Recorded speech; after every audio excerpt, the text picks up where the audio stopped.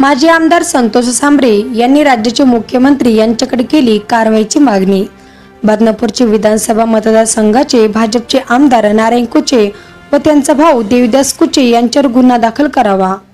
माजी आमदार संतोष सांबरे यांची पोलीस महासंचालक संभाजीनगर यांच्याकडे कारवाईची मागणी। संभाजीनगर येथील रहिवासी जगदीश सुरभैया यांनी आत्महत्या करण्यापूर्वी आमदार नारायण कुचेमुळे मी आत्महत्या करीत आहे असे सुसाईड नोटमध्ये लिहून ठेवत आत्महत्या केली।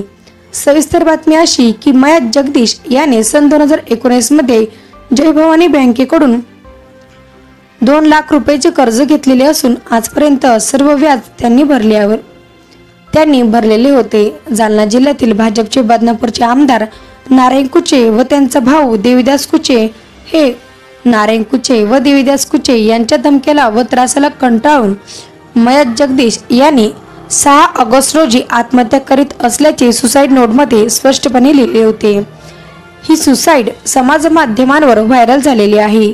भारतीय जनता पार्टीला सत्तेचा माज चढला असून खुलेआम सर्वसामान्य लोकांना आत्महत्यास प्रवृत्त केले जात असून प्रशासन चालढकल करीत आहे। ही घटना होऊ नये आतापर्यंत उल्हासनगर पोलीस स्टेशन मध्ये गृह विभाग तथा गृहमंत्री देवेंद्र फडणवीस यांनी आपल्या भावाला पाठीशी घातला आहे का? दुसरीकडे राज्याचे गृहमंत्री देवेंद्र फडणवीस कायदा सुव्यवस्था अबाधित राहिला पाहिजे तर ते प्रयत्न करीत आहे का? दुसरीकडे सत्ताधारी पक्षाचे आमदार लोकांना आत्महत्या करण्यासाठी भाग पाडत आहे। आमदार नारायण कुचे यांच्या विरोधात सबळ पुरावा असल्यामुळे दोघांना अटक करावे जेणेकरून सामान्य लोकांचा कायद्यावर विश्वास राहील। बुद्ध बाळासाहेब ठाकरे गटाचे माजी आमदार संतोष सांबरे यांची पोलीस कमिशनर आणि गृहमंत्री यांच्याकडे कारवाई करण्याची मागणी केलेली आहे।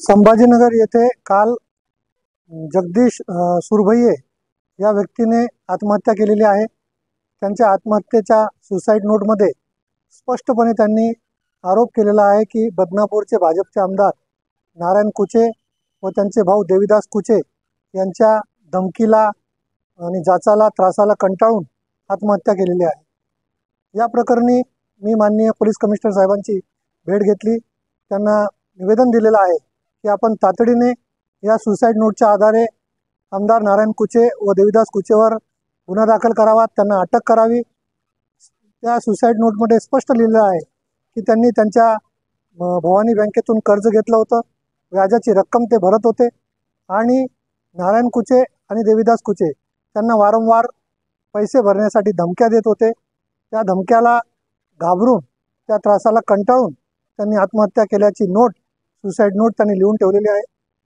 आज कमिशनर साहेबांनी आम्हाला आश्वासन दिलेलं आहे की निश्चितपणे त्यांनी बँकेतून जे कर्ज घेतलेलं आहे त्याची शहानिशा करून आम्ही नियमाप्रमाणे गुन्हा दाखल करू। परंतु आमची मागणी आहे की त्या सुसाईड नोटमध्ये स्पष्टपणे आमदार नारायण कुचेचा उल्लेख असल्यामुळे त्यांच्यावर तात्काळ गुन्हा दाखल करावा आणि त्यांना अटक करावी।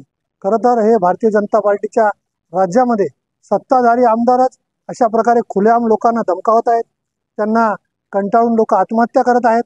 मागच्या काळात सुद्धा पोलीस स्टेशनमध्ये जाऊन भाजपच्या आमदारांनी गोळीबार केला होता। हे काय महाराष्ट्र काय आता बिहार झालेलं आहे का?